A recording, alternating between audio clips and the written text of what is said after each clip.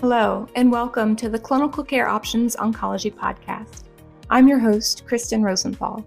Today's episode is the third in a series of three, featuring Dr. Rebecca Heist, Associate Professor of Medicine at Harvard Medical School and Mass General Hospital in Boston, and Dr. Helena Yu, Associate Attending at Memorial Sloan Kettering Cancer Center in New York, as they discuss new clinical trial data on the use of HER3-targeted therapy for patients with advanced non-small cell lung cancer, including recent data presented at the 2023 European Society of Medical Oncology Annual Congress held in Madrid.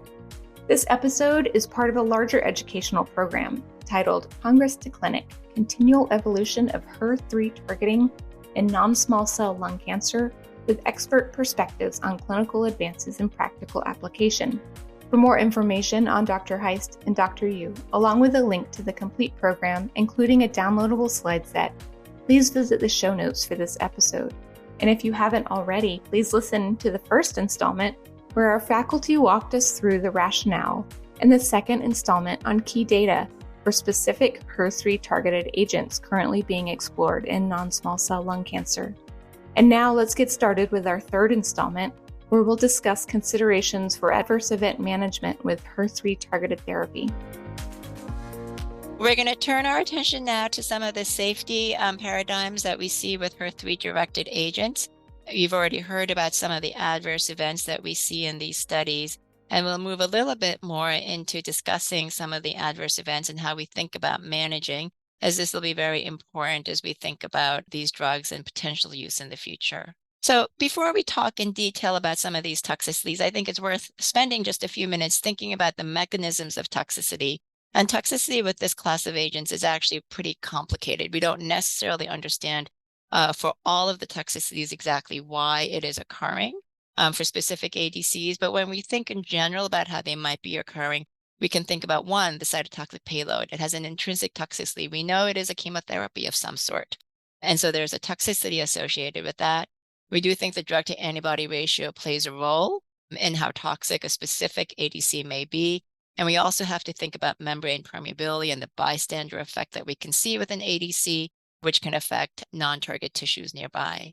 It's also worth paying attention to the linker. There are cleavable versus non-cleavable linkers. These play a role in exactly where things get released in either the circulation or right at the site of the tumor. And depending on how specific that release may be, that may play a role in toxicities as well. And then, of course, the tumor antigen target. These are targets that we try to kind of tailor to be specifically addressed on the cancer cell only, but there may be expression on non-cancer cells, and that too can play a role in the toxicity profile of these drugs. So ILD is one side effect that has been associated with HER3-Deruxtecan as well as multiple other ADCs. And it is important as we think about this to really have an awareness that this can happen. And it's important to look for symptoms. These include shortness of breath, particularly on exertion, a dry cough, chest discomfort, fatigue. Then promptly investigate to see is there ILD or pneumonitis going on. And this includes evaluations with a high-res CT, involvement of pulmonary, involvement with infectious workup, and further lab testing is needed. When we think about management, grade 1 ILD or pneumonitis, remember this is asymptomatic. This is a clinical or diagnostic finding only. So essentially you got a CAT scan because you were restaging the cancer and you see pneumonitis or ILD on the scan, but the patient is themselves asymptomatic. Here, the management recommendations are to hold the patritumab deruxtecan until resolution to grade 0. And if this has resolved within 28 days, then resume with the same dose. If it resolves in more than 28 days, resume at a reduced dose. And with any sign of ILD pneumonitis, we would also consider treatment with steroid at a relatively low dose of prednisone of 0.5 mg per kg per day. For grade 2, this is symptomatic, limiting instrumental ADLs, and grade 3, where there's severe symptoms, limiting self-care ADLs or life-threatening respiratory compromise. Here, for both grade 2 and 3 ILD or pneumonitis, we would recommend to permanently discontinue the patritumab deruxtecan and to promptly initiate corticosteroid treatments. This is generally at least a mg per kg per day of prednisone or the equivalent. And then the taper should be gradual. I generally will taper by about 10 mg per week with close monitoring of the patient for symptoms to make sure that symptoms are resolving. And then for all grades, to think about whether oxygen supplementation is needed for if there is true hypoxia, and to monitor patients closely for any worsening of symptoms and re-image is needed. There are other immunosuppressive agents that can be considered if corticosteroid refractory. But overall, regardless of the grade, patients who do have this AE require close management and close follow-up to symptoms. There are 5 S's that we think about when we're thinking about ILD. 1, screen. So we need to be aware of this AE. We need to be looking for it and screening for it. If we're thinking about it, we need to scan because the CT scan is really radiographically the best way to see this. Synergy with the care team, we often involve our pulmonary colleagues for assistance with management, as well as just making sure there's no infectious issues. So sometimes ID. Suspending treatment is important for grade 2 or higher. For grade 1, we would hold. And if it resolves, obviously, think about resuming. And steroids remain the backbone of management of ILD. Other AEs that have been associated with HER3-DXd, some of these are cytopenias and neutropenia. For grade 1 or 2, we would continue and monitor for any worsening of the neutropenia. For grade 3, we would hold until there's resolution to at least grade 2 and then resume at the same dose. And then for grade 4, hold the patritumab deruxtecan until resolution again to grade 2 or less, and then resume at a reduced dose. For febrile neutropenia, of course, we would hold until resolution of the febrile neutropenia episode. And then when we resume, we would consider a dose reduction. This depends on the severity of the FNN event. And we also consider administration of growth factors as prophylaxis for subsequent cycles to try to avoid FNN events in the future. For grade 4 febrile neutropenia events, we would hold the patritumab deruxtecan until resolution and then resume at a reduced dose of the drug. GCSF can be considered. Well, we would want to give GCSF as prophylaxis in future cycles given the severity of the FNN event. For grade 1 and 2 lower grade thrombocytopenia, we would continue the patritumab deruxtecan and monitor for any worsening of the thrombocytopenia. For grade 3, we would hold the drug and then wait until resolution to at least grade 1.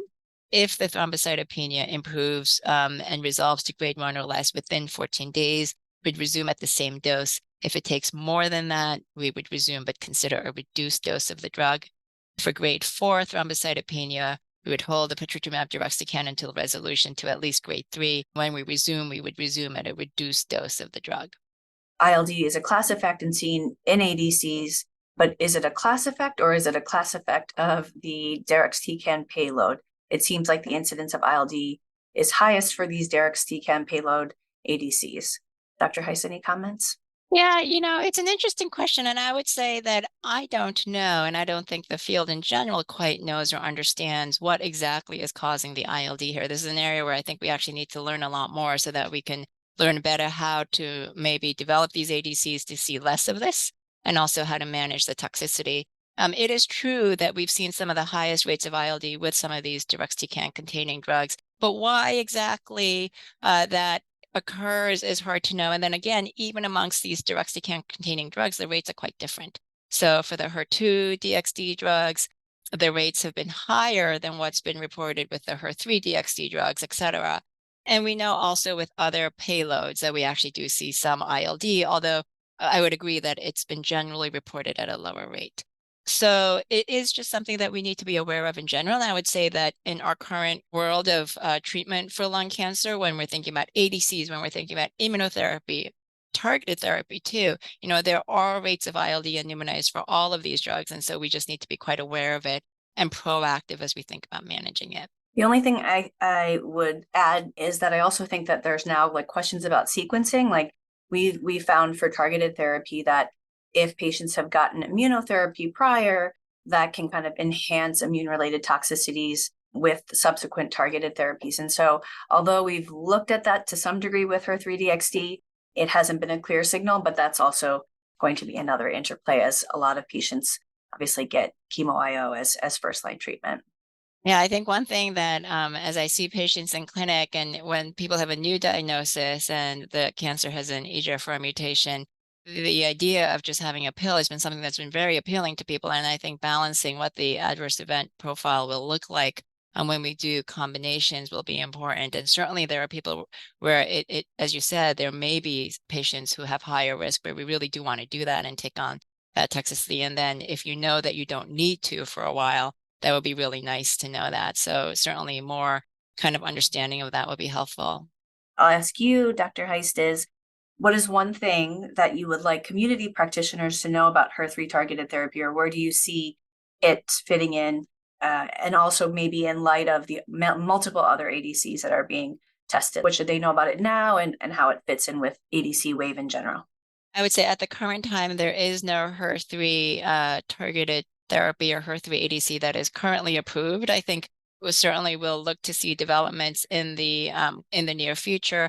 I would just say that it's a really exciting time where there are multiple different new drugs that are looking quite promising in terms of having some efficacy signals. So I would just, one, be on the lookout for these. To be aware of some of the potential adverse events that may occur with some of these drugs so that people are ready to manage them if they occur, if they do come more into regular practice. And then, as you said, there are multiple different ADCs. So I think this is going to be a rapidly evolving field as we learn more about how best should we be sequencing things. Is there a specific biomarker for any of these that could help tailor the treatment? There's more to come. And I would just say that these data will likely evolve quite significantly in the next couple of years. Absolutely. Great. Well, we really appreciate your attention. And again, I think just very nice to have new and emerging options for our patients with lung cancer. Thank you very much, Dr. Yu and Dr. Heist, for all your perspectives on adverse event management with HER3-targeted therapy in non-small cell lung cancer. And thanks to you, the listeners, for joining us. As a reminder, you can go back and listen to the first 2 installments in this series to hear more about the rationale for exploring these agents and the key clinical trial data on specific HER3-targeted agents being explored in advanced non-small cell lung cancer. To view the full program, Congress to Clinic, Continual Evolution of HER3 Targeting in Non-Small Cell Lung Cancer, with expert perspectives on clinical advances and practical applications, and to download a highlights slide set including the various studies associated with this discussion, please click on the link in the show notes. And as always, thank you for listening.